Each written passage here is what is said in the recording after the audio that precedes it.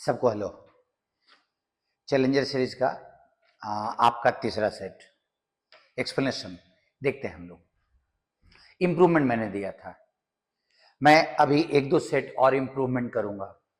अगर आपको लगता है कि कुछ और चीजें चाहिए होंगी, मैं इसमें कुछ और पार्ट्स भी, कुछ टफ क्वेश्चंस को, चूंकि नाम चैलेंजर है, ये सेट उतना मुश्किल नहीं है जितना आने वाला सेट होगा। आपने अगर अच्छा बनाया होगा, कॉन्ग्रेचुलेशन आप लोगों को। चलिए हम लोग एक्सप्लेनेशन देखते हैं। आपके पास अगर यहां देखो, risk must not be taken, any risk must be taken, some risk must be taken. मतलब ये कि ये ग्रामर के एरर से नहीं, मीनिंग से है।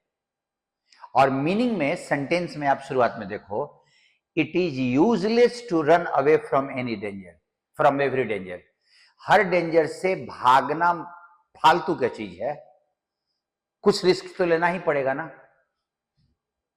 तो एक्चुअली आपका आंसर डी जाएगा, कुछ रिस्क तो उठाना पड़ेगा। ये मीनिंग पे था। ग्रामर देखो तो ग्रामर इसका भी सही है, इसका भी सही है, और ऑल्दो नहीं लगाएंगे।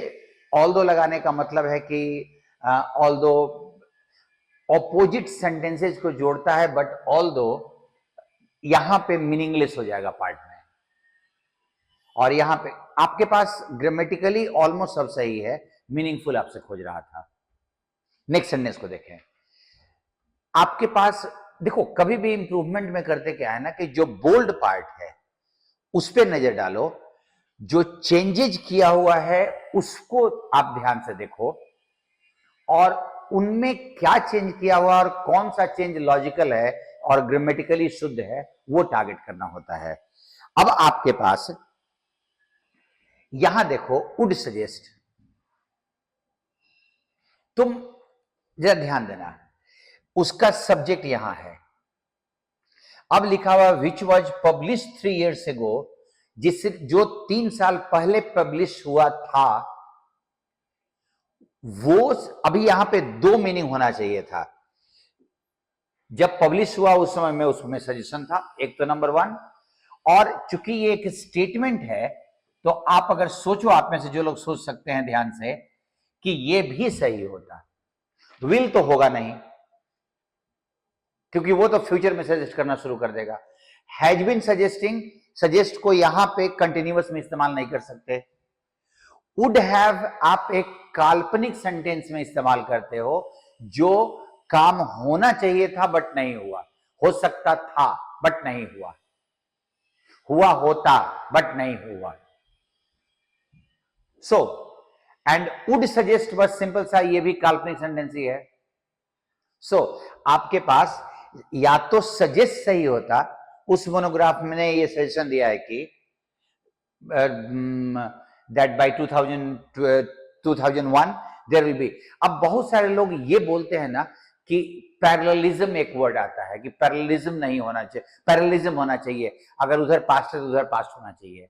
अगर दोनों सेंटेंस अलग अलग टेंस से जुड़ा हुआ है, मोनोग्राफ में ये सजेशन दिया गया था कि बाय 2001, मतलब ये फ्यूचर में था, ये there will be 73 million TV sets in India, कि 2001 तक, तो उसमें ये था, मतलब सजेशन था, और ये फ्यूचर की बात है, तो दोनों का टेंस अलग अलग होगा। सो आपका हेड सजेस्टेड, ओके, मूव कीजिए थर्ड क्वेश्चन पे। दैट स्मॉल कार, अब अगर देखो तो इसका सब्जेक्ट का वर्ब यहां रखा हुआ है, इज। अब तुमको बीच में लगाना है, चीप एंड हैज, बीच में एक और हैज, तो हैज लगाने के बाद, एंड के बाद आपने हैज लगाया, तो इसके पहले भी एक सेंटेंस होना चाहिए था, तो हम डी काट ले, ई काट लेते हैं।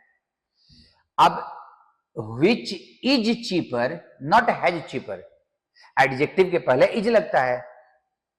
नॉट ओनली चीप, तो that small car which is होना चाहिए था आपके पास। यहां पे चीपर एंड हैज, कोई स्ट्रक्चर नहीं बन रहा है वो ग्रामर का। नेक्स्ट क्वेश्चन, ये क्वेश्चन में बहुत अच्छा है, और वॉइस का कंसेप्ट कभी भी अगर आप वर्ब को कंट्रोल करना चाहते हो तो वॉइस का कंसेप्ट आपका सही होना चाहिए। वॉइस वो ट्रांसफॉर्मेशन का नहीं, एक्टिव इंटू पैसिव नहीं, कहां पे एक्टिव कहां पे पैसिव, क्योंकि ये तो ट्रांसफॉर्मेशन नहीं है ना।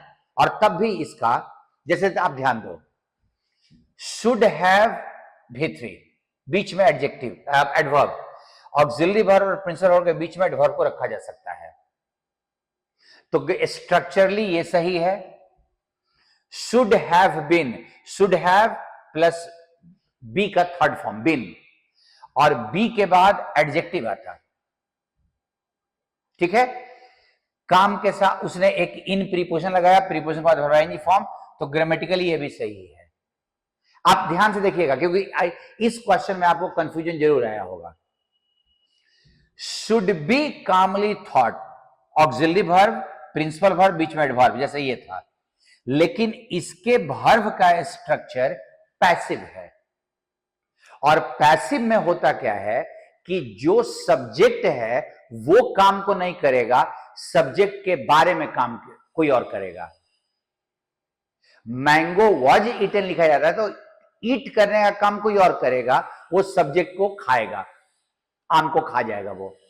सो वॉइस में यहां पे एक्टिव होने, क्योंकि इन्हीं को सोचना है, तो पैसिव के चलते तुम्हारा ये गलत हो गया। शुड हैव टू, और रूल ये है कि टू के बाद V1 लगाना, और टू V1 के बीच में आप एडवर्ब रख सकते हो, लेकिन यहां पे टू के बाद V1 नहीं है, टू के बाद V2 V3 है, तो ये भी ग्रामेटिकली गलत हो गया। शुड हैव के बाद V3 आना चाहिए था, उसके पहले एडवर्ब आ सकता है, तो वहां पे थॉट होना चाहिए था, वो नहीं है। अब आपके पास इन दोनों में से एक स्ट्रक्चर को चुनना है, और ग्रामेटिकली दोनों सही है। और स्ट्रक्चर में यह है कि उन्हें सोचने में शांत होना चाहिए था, और ये उन्हें शांति से सोचना चाहिए था। सोचने में शांत नहीं, शांति से सोचेंगे ना। सो answer is E. Active passive का स्ट्रक्चर बहुत जरूरी है समझने में। अब ये सेंटेंस देखो, एक वर्ब यहां, दूसरा वर्ब यहां, बीच और साथ में एक रिलेटिव प्रोनाउन का कंजंक्शन भी लगा हुआ है, तो होता anyone who is known to, is लगना चाहिए था ना, दो वर्ब तो चाहिए ना, नोन तो सीधा V3 हो गया, तो तुम्हारा ऑप्शन नंबर ये कैंसिल। एनीवन इज नोन, एक वर्ब डाला, उसने डाल दिया, दूसरा वर्ब ये, इस बार उसने कंजंक्शन गायब कर दिया, हु गायब कर दिया, हु होता तो आपका स्ट्रक्चर बनता। यहां भी दो वर्ब, यहां भी, यहां देखो उसने पास्ट में डाल दिया और यहां पे नोइंग डाल दिया। अब नोइंग यहां रखोगे तो वो विलेज से कनेक्शन हो जाएगा। इंडियाज विलेजेज नोइंग, मतलब गांव जो जानते हैं, और ये भी स्ट्रक्चर गड़बड़ हो गया। अब आपका सारा स्ट्रक्चर गड़बड़ हो गया। एनीवन नोइंग, अच्छा नोइंग यहां पे ध्यान रखिएगा, बिफोर जो है वो जेरेंड नहीं है, पार्टिसिपल है।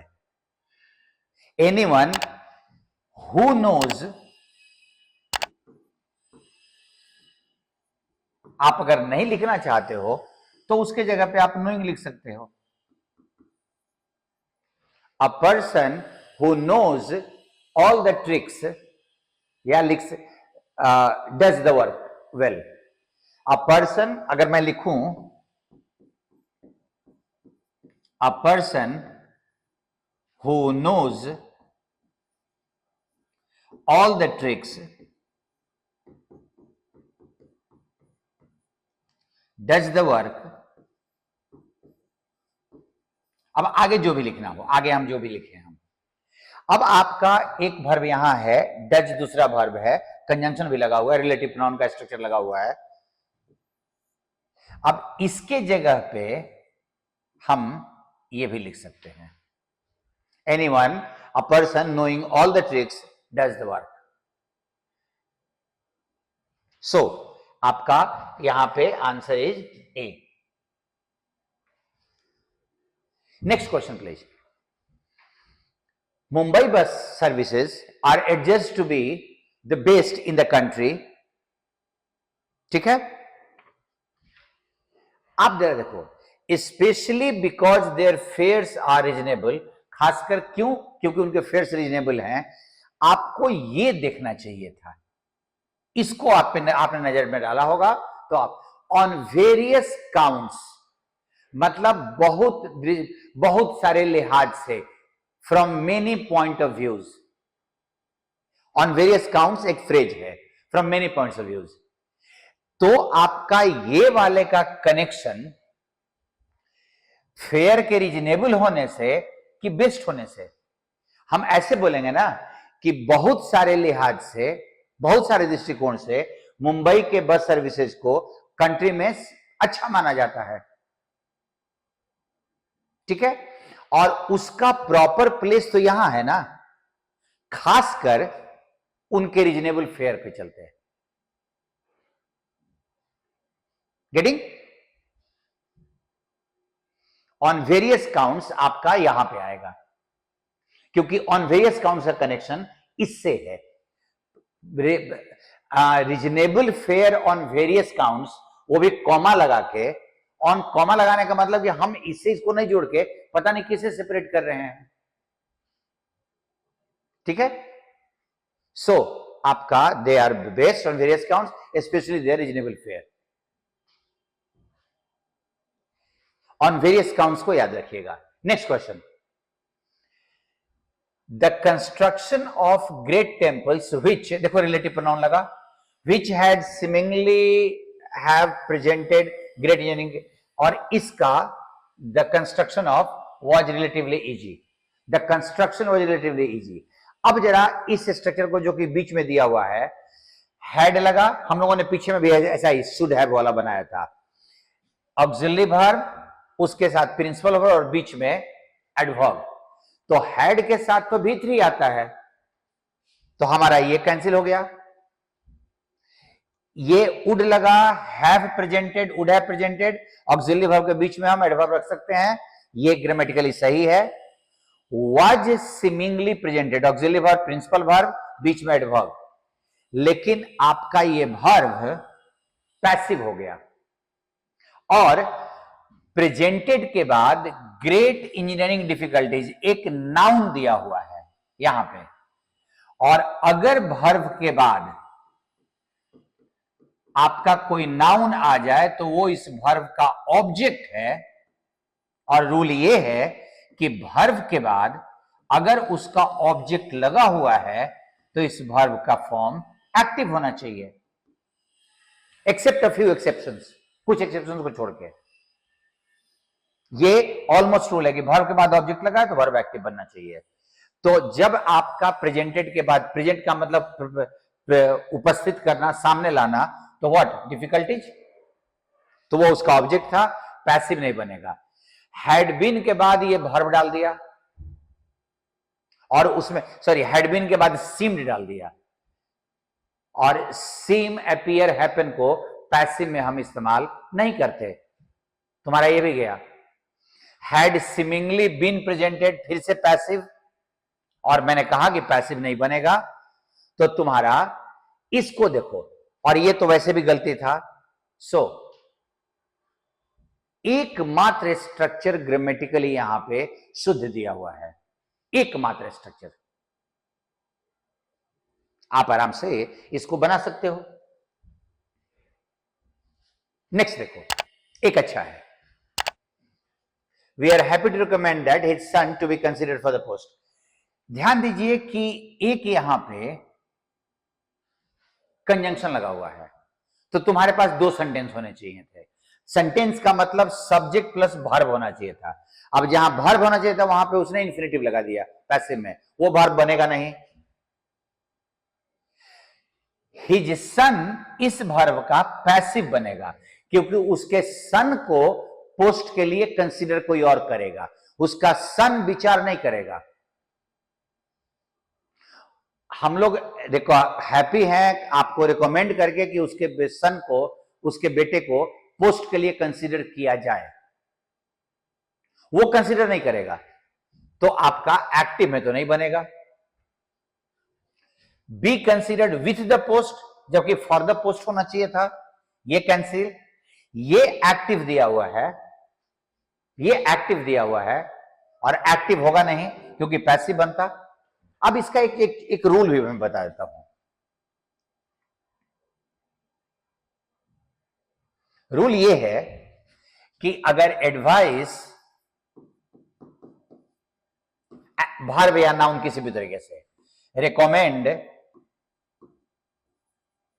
डिमांड, सजेस्ट आदि के बाद दैट लगा के अगर आप सब्जेक्ट प्लस वर्ब पूरा सेंटेंस लिखते हो तो यहां पे आपको इसका एक स्ट्रक्चर होता है, आप मेरे कहीं वीडियो में देख लीजिएगा, that is called subjunctive. Subjective नहीं, सब्जंक्टिव एक वर्ब का खास स्ट्रक्चर होता है, मेरे पुराने वीडियोस में है। इस वर्ब को सब्जेक्ट कुछ भी हो, या तो भी1 में या शुड भी1 में, एक्टिव में आप रखोगे। ही के साथ भी गो होगा। सब्जंक्टिव का रूल ये है, ये एक्टिव में जब वर्ब रखना हो तब, और पैसिव में या तो बी भी3 और नहीं तो शुड बी भी3, दोनों में से कोई भी रखो। ये पैसिव में। और आप ध्यान दो तो यहां पे actually should be considered for the post था, उसने शुड नहीं लगा के सीधा बी लगा दिया। शुड बी कंसीडर्ड भी सही होता, बी कंसीडर्ड भी सही होता। So answer is C. Next question, IT experts have always, यहां पर एडवर्ब हो गया। अब हैव के साथ बिन लगा के ऑन अ लुकआउट, ध्यान दीजिएगा। एक फ्रेज होता है,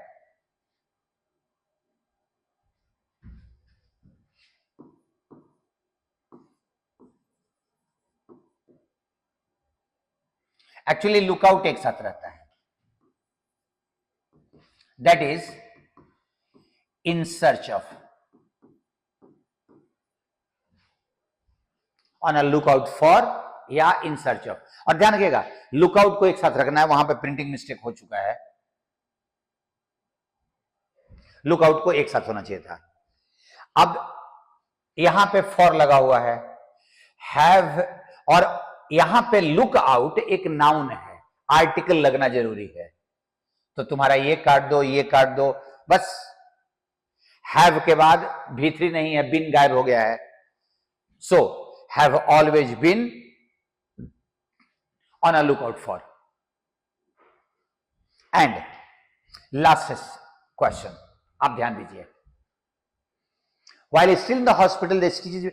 अभी एक पार्ट देखो कि ये जो सेंटेंस है जिसमें सब्जेक्ट प्लस वर्ब नहीं है, ये पार्टिसिपियल क्लॉज कहा जाता है। एक्चुअली उसको आप लोग अगर मेरे एडवर्ब वाले वीडियो में देखोगे तो इसको एडवर्बियल क्लॉज कहा जाता है, क्योंकि वो टाइम बता रहा है, तो वो एडवर्बियल क्लॉज ही बोला जाता है। अगर उसमें सब्जेक्ट प्लस वर्ब नहीं हो तो इस पार्ट का कनेक्शन, रूल ये है, जब आपका मेन सेंटेंस शुरू होगा उसमें जो सब्जेक्ट होगा उससे जुड़ेगा, और सब्जेक्ट यहां पे स्टिच है। तो सेंटेंस का मीनिंग ये आ रहा है कि जब while still in the hospital the nurse, अगर मैं लिखूं, अगर मैं ये लिखूं while still in the hospital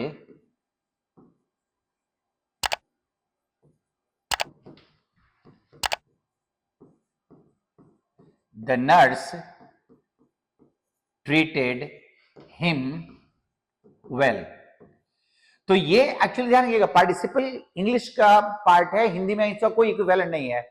और रूल ये है कि आपके मेन सेंटेंस का जो सब्जेक्ट होगा, ये मेन सेंटेंस हो गया, इसी से इसका कनेक्शन होगा। तो सेंटेंस का मीनिंग ये होगा कि जब नर्स हॉस्पिटल में थी तो उसने उसका अच्छे से देखभाल किया। जबकि आपका ये आदमी यहां होना चाहिए था। तो फिर मेरे को इस स्ट्रक्चर को बदल के लिखना पड़ेगा, ही वॉज ट्रीटेड वेल, ऐसे लिखना पड़ेगा। आपको भले ही ठीक से बात समझ में आ रही हो, बट ग्रामेटिकली ये गलत है। यहां पे ही होना चाहिए था, क्योंकि जब ये हॉस्पिटल में था ये आदमी। सेम चीज आप ध्यान दो कि आपका स्टिच हॉस्पिटल में नहीं था, पेशेंट हॉस्पिटल में था, तो पेशेंट यहां पे होना चाहिए था। एक जगह पेशेंट है, यहां पे भी स्टिच है, यहां पे भी स्टिच है, पेशेंट नहीं है, पेशेंट्स स्टिच लिखा हुआ है एपोस्ट्रोफी, तो इसका कोई वैल्यू नहीं है, स्टिच का वैल्यू है, तो ये भी कैंसिल।